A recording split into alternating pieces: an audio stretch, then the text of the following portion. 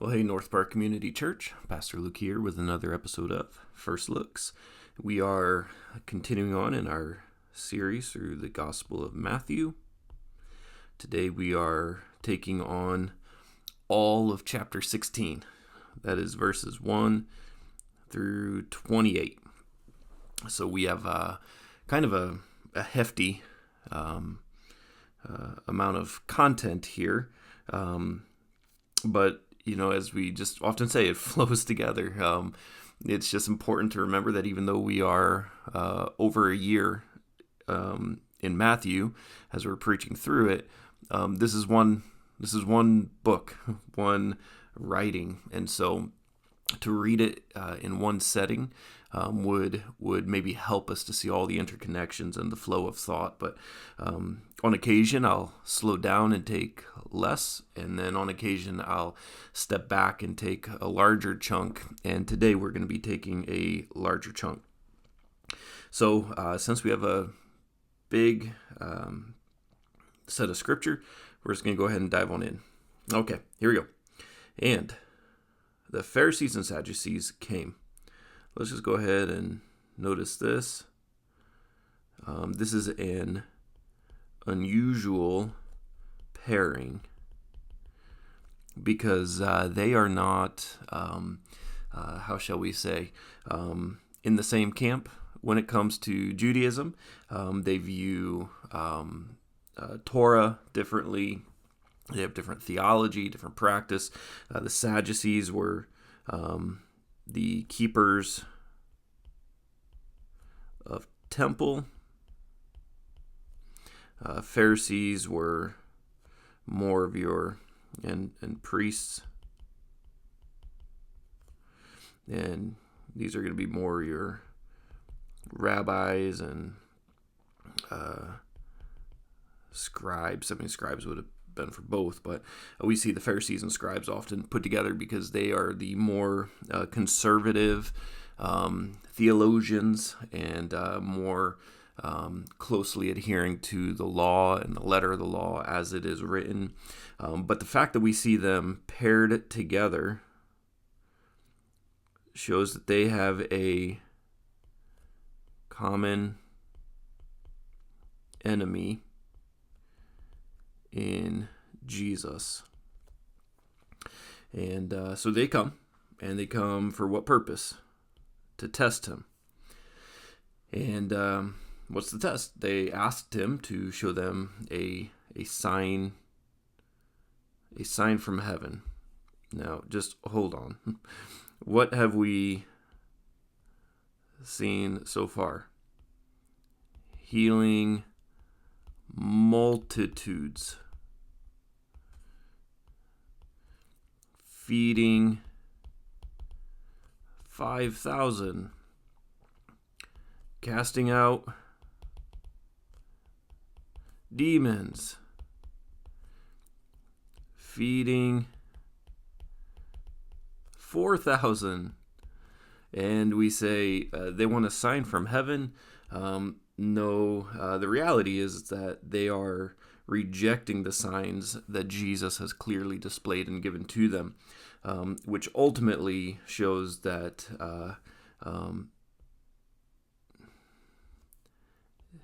they have made up their minds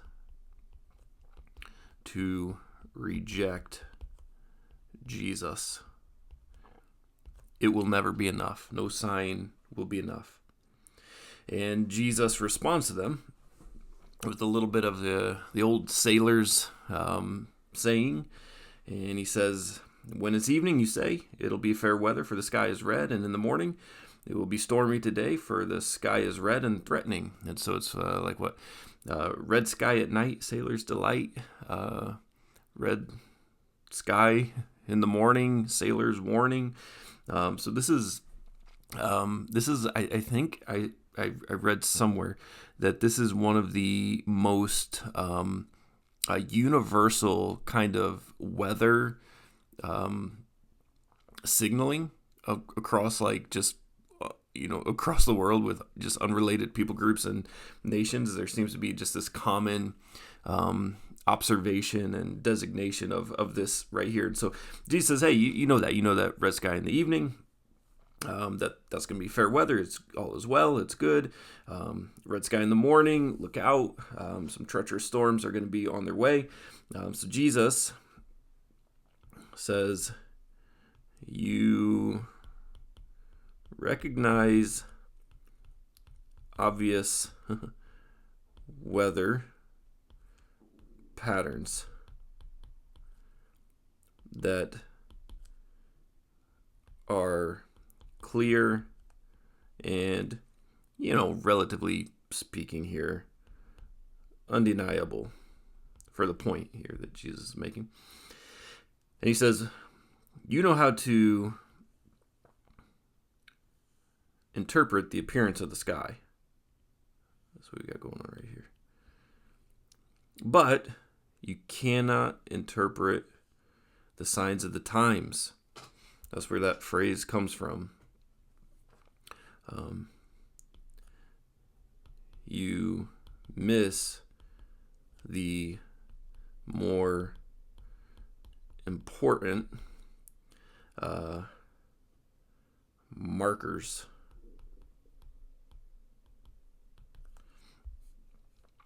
An evil and adulterous generation, we've seen Jesus use this before, seeks for a sign, but no sign will be given except for the sign of Jonah. And so he left them and departed. A sign of Jonah is, we've talked about this already. We've already seen Jesus call himself the greater Jonah. And so this is his 3 days in tomb and his subsequent resurrection afterwards. And so Jesus says that's the sign that you'll get. So there we go. That's the first kind of section that we have here is the Pharisees and the Sadducees testing Jesus, wanting a sign from him, not receiving it. Jesus says, just like open your eyes, look around, you'll see everybody else is seeing it, but you're not seeing it. And you want a sign, but you won't get. I'm not gonna acquiesce to your request there. But when the disciples reach the other side, so this is the Sea of Galilee. They get to the other side, and this is, I think in Mark's gospel, I think he designates this as Bethsaida, northeast side of the sea, of the lake. They had forgotten to bring any bread, so the disciples forgot bread. Okay. And in Matthew's gospel, what are we thinking about? The 5,000 and the 4,000. Did they forget their bread because Jesus can do miraculous things with bread? Did they just forget it and forget that Jesus does this kind of thing? But look at how Jesus responds to them. He says, watch and beware of the leaven of the Pharisees and Sadducees. And then this is what's really funny. And then they began discussing it among themselves, saying, we brought no bread. And so it seems like, because look at what Jesus says. Aware of this, Jesus says, oh, you have little faith. So here we are again. We've seen Jesus say that to his disciples on more than one occasion. We're thinking of the calming of the storm. We're thinking of Peter walking on water. And he says, why are you discussing among yourselves the fact that you have no bread? Don't you get what I'm saying? And he goes on to say, remember the 5 loaves and the 5,000 and all the baskets. Remember the 7 loaves and the 4,000. How many baskets you gathered? How is it that you don't understand what that I'm not speaking about I'm not speaking about bread, which makes us think that the disciples thought Jesus was warning them not to eat bread from the Pharisees and Sadducees. Almost like they don't like us guys, and they might be trying to poison some bread. So don't take any treats from them. And Jesus says, look, first of all, don't you remember? Don't you remember the 5 loaves? First of all, just remember who I am and the things that I have done, that you have seen. You've seen me do these things. You don't need to worry about your bread. But then he says, I'm not even talking about bread. I'm not talking about bread. He says, the leaven of the Pharisees and Sadducees, he said, this is a reference to the teaching. Their teaching. Beware the leaven.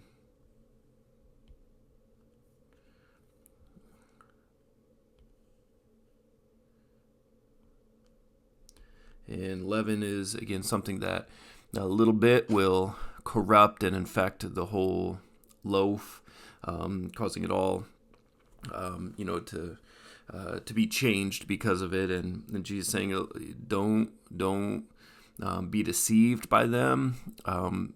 Don't be caught off guard. Their teachings will corrupt everything. And so there we go. This first part of this chapter is about Jesus' interactions with the Pharisees and the Sadducees, his warning to his disciples against their teaching. But it's important to catch on here to the bread motif. So we have bread, leaven, bread, the 5 loaves, the 7 loaves. Notice the fish aren't mentioned here, and it's because there's a bread motif going on. I did not speak about the bread, leaven, bread. Okay. Just see how repeated it is right here. And hold on to that. Okay, we'll come back to that in a moment. So now, when Jesus came to the district of Caesarea Philippi was maybe like 25-ish miles north of Galilee, so it's pretty far north up there. I think around the area where the tribe of Dan of Israel was located, pretty far north. It's the furthest north that Jesus will travel in his ministry. But this is kind of a critical point in Jesus' ministry, in that this is the pivot from his Galilean ministry to his road to Jerusalem, meaning he's going to the cross. He's going to begin making his way to the cross, really from this point here forward, and that makes this section just an absolutely critical one. And this is where we're going to have just the famous declaration of Peter that we'll see in just a moment here. But as Peter makes this declaration about who Jesus is, it's just this pivot point to now the king is going to the cross, and that's all here. Just super theologically loaded. section right here. It is also a hugely debated section, and we'll press into that a little bit here.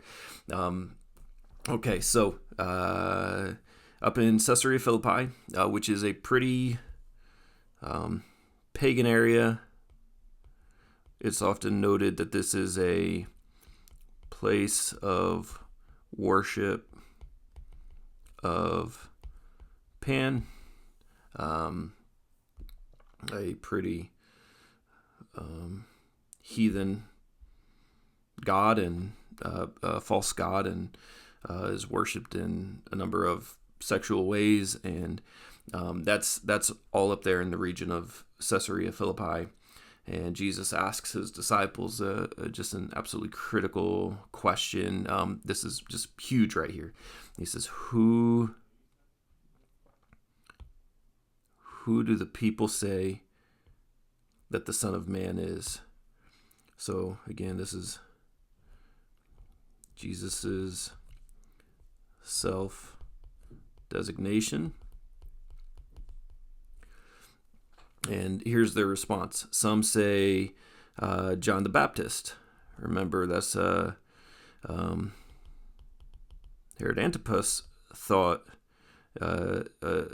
this, that Jesus was John the Baptist resurrected. Others say Elijah. John the Baptist. Jesus says, if you can understand this, that John the Baptist is Elijah. We've already preached on that one, but some people think Jesus is actually the Elijah returned figure that was anticipated. Others, Jeremiah, maybe because of Jesus's strong condemnation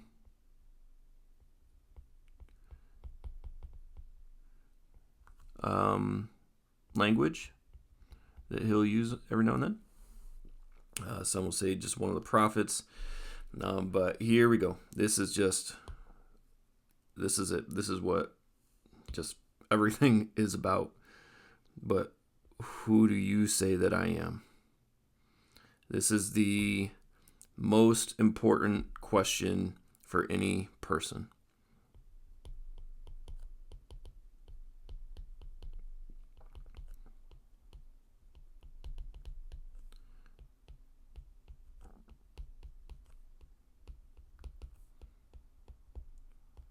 The most important question every soul must answer. Who do you believe Jesus to be? And Simon Peter, he gets his full name here, which is a nickname that Jesus gives him. So this is a formal reference to him, because oftentimes he's just called Peter. And he says, "You are the Christ." This is the Greek of Messiah, which is the anointed one of Israel, the Mashiach. And then he goes even a step further here. He says, you are the Son of the living God. And there's a lot going on there. This harkens back to Jesus's baptism. Statements have been made by Jesus alluding to this. But what we're grabbing here is that the disciples, Peter in particular here, are grasping who Jesus is. They're catching on. And Jesus answers him, "Blessed." Think of Beatitudes, which we say congratulations. Simon, son of Jonah. Bar Jonah means son of Jonah. For flesh and blood has not revealed this to you. Meaning, this is think Matthew 13, parables that reveal and conceal. So parables are used to reveal the mysteries of the kingdom and the truths of Christ and his mission to those who belong to the Lord, but they conceal.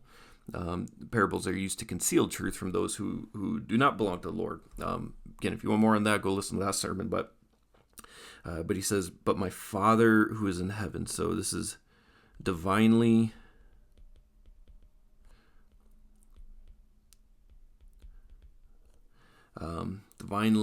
revealed to Peter. And he says, here we go, getting into one of those controversial passages here.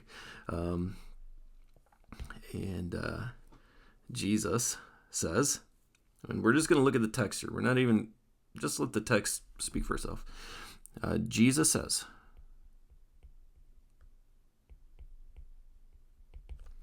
"You are Peter." This is the Greek Petros, which is the masculine form of rock.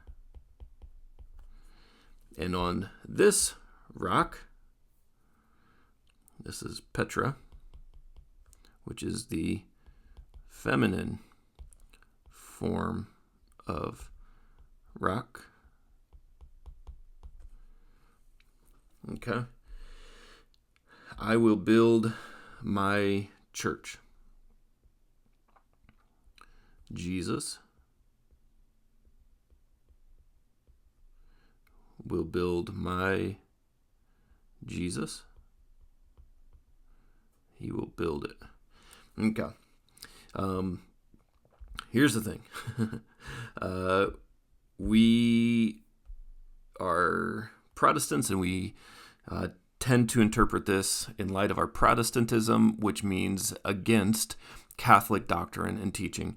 This statement right here is one that it's the primary one that Catholics will use to make their case for the Pope. They will say that Peter was made the first Pope here, and that all those who follow the line of Peter, his descendants, so to speak, that they, by being in Peter's office, which gets the keys to the kingdom down there, Now, the Protestant response is no, we are anti-Pope. We do not accept that interpretation, and what that has led many Protestants to do is to do something goofy with what is this rock right here, and kind of the leading views out there are the rock is 1, Jesus, 2, Peter's profession that Jesus is Messiah, 3, the third option is that it's Peter's faith, and then 4 would be that it is Peter himself. Now, is it Jesus? No, because Jesus is building on this rock. If you just look at the actual language here, and we just let it speak for itself, and we just take all of our understanding of the Pope, the Catholic doctrine, our Protestant response to it, all the ways we've heard this, maybe taught from that perspective, remove all that and just read the text. Jesus says, I tell you, you are Peter, and on this rock. You are rock, and on this rock. So you are rock, and on this rock. Now you say, but it's masculine and feminine, and that's because Petra, the feminine form of rock, is the typical way of writing the inanimate object of rock. Now, because it's just typically in the feminine form, that's just the way that you would write it, right afterwards. But you wouldn't ascribe a feminine form to a masculine person, and so that's why you have it there. What I think makes the case a little bit more helpful is to recognize that Jesus probably spoke this in Aramaic. That would have been the common language of Jesus, his disciples, Israelites in that time. Now Matthew wrote it in Greek because that was the lingua franca of the known world to these guys, and so for transmitting this text as far and as wide as you can, you put it in the most accessible and known language, which is Greek. But if Jesus is speaking in Aramaic, then he would have said, you are Kephas, and upon Kephas I will build my church. That's, we read that as Cephas when we get to Galatians chapter 2. Paul says that he called out Cephas. The fact that Paul writes Cephas means that the Aramaic was used in reference to Peter, and it was the way that Paul chose to refer to him by using the Aramaic form of it, Kephas. And in Kephas, or in Aramaic, you wouldn't have had any masculine-feminine distinction. It would have been, Jesus would have said, you are Kephas, and on this Kephas I will build my church. Now, if Jesus is referring to something other than Peter himself, we would expect that there would be some indication or designation within the text itself, but there's nothing there when you just read it as it is. Furthermore, if Jesus wanted to make a point about Petros being little stone and Petra being big rock, which is another thought that's out there in this debate, what would have been a more common, normal way to phrase this would have been to call him the Greek lithos. Lithos would have been kind of like just a stone, and then Petros would have been kind of the big rock or whatever. And so it just, I think that it is, for me, if I'm just reading the text, the natural flow is that Jesus is giving Peter a moniker, and a name that is revealing something about who he is. This happens all throughout the Old Testament. Abraham, the father of many nations. Jacob is turned to Israel. This happens all over and over again in the Old Testament, that a name is given by God to somebody that is going to reveal something about them and about God's purpose with them. And I think if we are consistent with the way that works in the Old Testament, and if we are consistent with the way that this naturally reads, then I think you have to read it that Jesus says, I tell you, you are Peter, and upon this Peter, you are rock, and upon this rock, you are Kephas, and upon this Kephas, I will build my church. Now, okay. Then we get into some of the next questions on that. We say, no, Jesus didn't build his church on Peter. The church was built on Jesus and on the work of Jesus. And I say, okay. The New Testament will use the same metaphor in different ways to make whatever point the immediate context wants to make. Let me make my point. Here we go. 1 Corinthians 3:10. According to the grace of God, given to me like a skilled master builder, this is Paul talking, I laid a foundation, and someone else is building upon it. And so let each take care on how each builds on it. So Paul is saying, I laid a foundation. So Paul laid the foundation. Hold on. Over here, it says that Jesus is building. Jesus is building. And he's okay. Well, down here in 1 Corinthians 3:11, for no one can lay a foundation other than that which is laid, which is Jesus Christ. No one can lay a foundation other than that which is laid. And we say, contradiction? No. Different points in different contexts. We have to understand how the metaphors don't contradict each other. They each make their own respective points. Okay, well, how about this? It can't be Jesus is the foundation. We see that right here. Jesus is the foundation, right there. Bingo. No one can lay a foundation other than that which is laid, which is Jesus. So it can't be Peter. Peter can't be over here the rock that the church is built upon. Except, wait, let's look at Ephesians 2 right here, 19 through 21. So then, you're no longer strangers and aliens, Gentiles. You're fellow citizens with Israel and saints and members of the household of God, built on the foundation of the apostles and the prophets, Christ Jesus himself being the cornerstone. So here, the foundation is the apostles and prophets, but Christ is the cornerstone of it, from whom the whole structure is being joined together and grows into a holy temple of the Lord.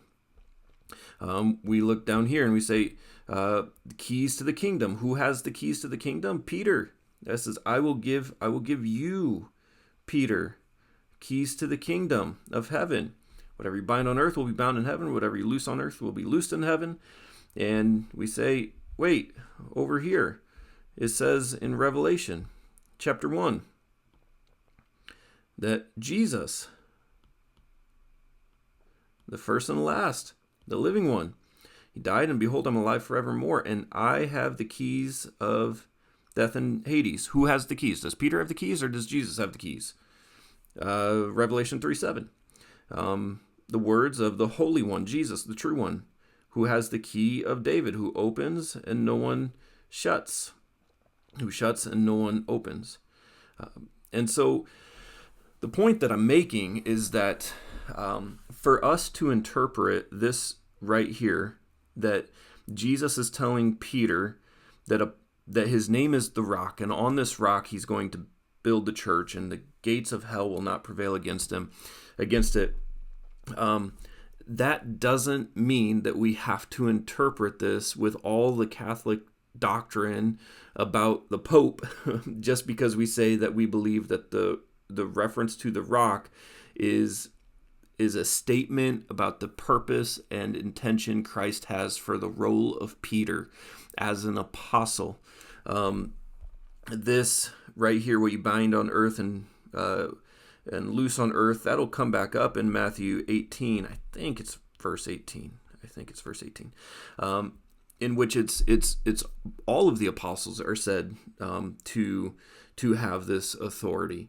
What do we know about Peter? We know that Peter is going to be used. He's the main apostolic figure in the first half of the book of Acts. He's the leader. He's the one who has the revelation of the Gentile inclusion.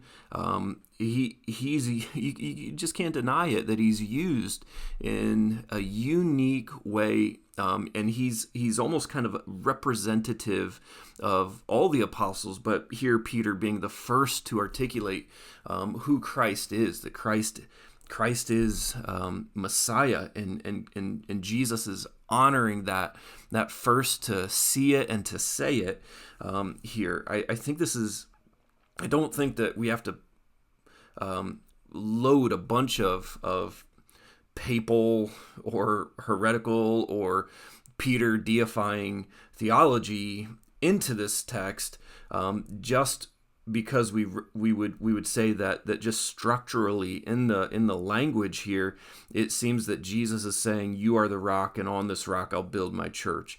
I don't think we have to put all the baggage into this that 2,000 years of Catholic Protestant discourse and debate has injected into this. And I think when we strip all that away and we just allow the text to speak for itself, then we start to just kind of, I think, really grasp what Jesus is communicating. Another important point here that is worth noting, and this is all going to be going way too long now because of this, but it's just loaded stuff. The gates of hell will not prevail against it. This is actually Hades, which is the place of the dead. In Hebrew, this is Sheol. David says, "I'll go to Sheol."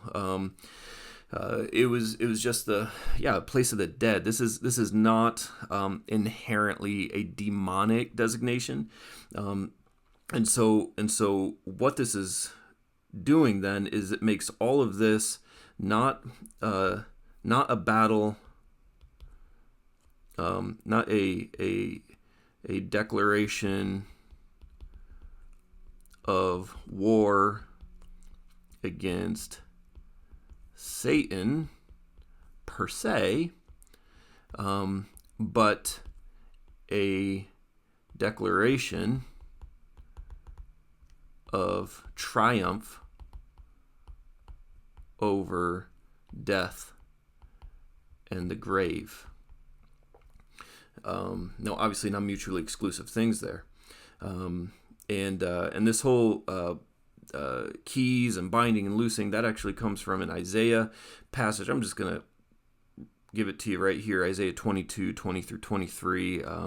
In the context, it's Eliakim, who is the master of the palace, and as master of the palace, he is the father of the inhabitants of Jerusalem, of the house of Judah, and he's given honor and he's given authority over the house of David. What he opens, none shall shut.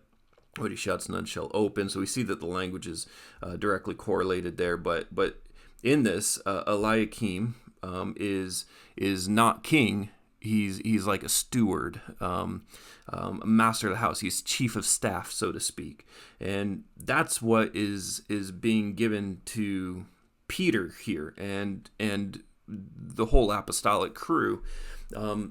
They are given that place of stewardship of the kingdom. They're not the king. They're not equal to Jesus. Nothing like that. They don't even have the power. They are the representatives of the power and of the one who has the power. So what this is doing is saying that Jesus is saying, I'm entrusting you to be my ambassadors for the gospel, my spokespeople of the kingdom, to guard and to trust the will of God as revealed in the scriptures, to make declarations about God's heart and his desire and his mission and his kingdom and all of that. That's what is going on there. Okay, we got to wrap this up here. So much. How am I going to do this in one sermon? I don't know. I'm starting to realize that now. All right, but from that time on, Jesus began to show his disciples that he must go to Jerusalem. So there's that pivot to the cross.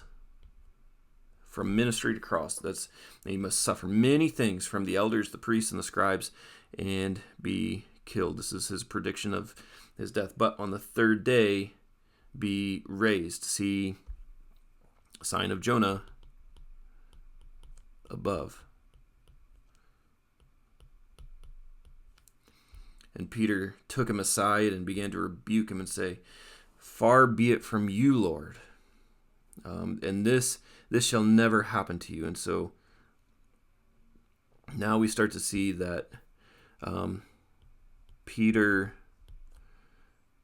knew Jesus to be Messiah, but misunderstood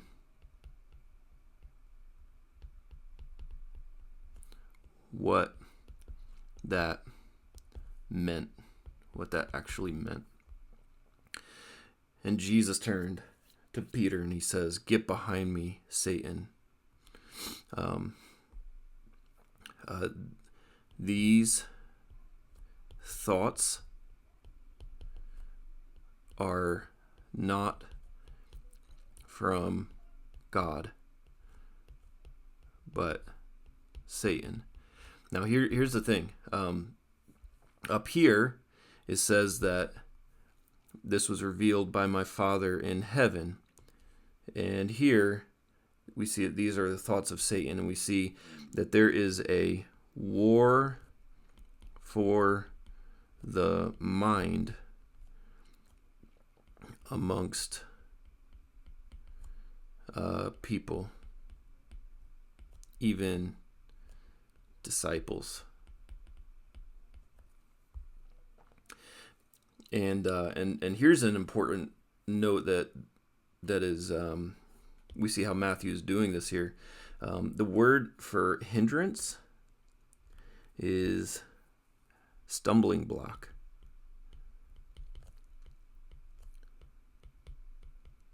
Or so Peter is supposed to be a foundation,